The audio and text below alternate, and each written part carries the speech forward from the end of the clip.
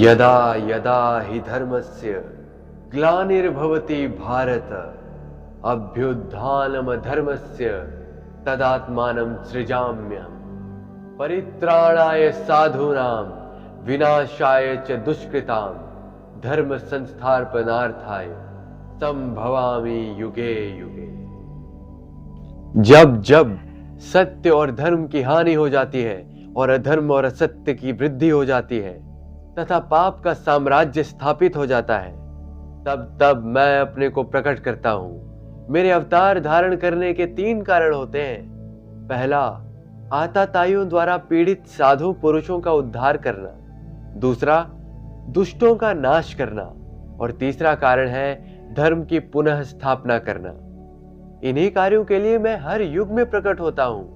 मेरे जन्म और मेरे कर्म दोनों दिव्य हैं। जो प्राणी इस तत्व को जान जाता है, वो प्राणी जब अपने शरीर का त्याग करता है तो उसे पुनर्जन्म लेना नहीं पड़ता, वो सीधा मुझे ही प्राप्त होता है। इस कल्प के आदि में सर्वप्रथम मैंने मत्स्य रूप में अवतार धारण किया था।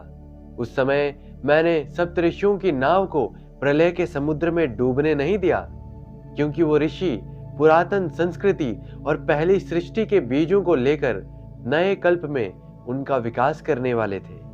तत्पश्चात समुद्र मंथन के समय जब मंदरांचल पर्वत स्थिर नहीं रह सकता था, तो मैंने कूर्म रूप धरकर उसे अपनी पीठ पर धारण किया, ताकि देवता और दैत्य मिलकर सागर में से अमृत प्राप्त कर सके।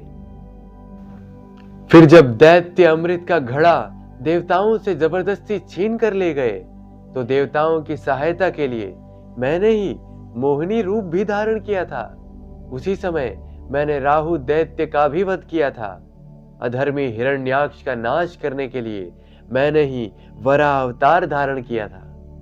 मैंने ही अपने परम भक्त प्रहलाद की रक्षा करने के लिए नरसिंह अवतार धारण किया था।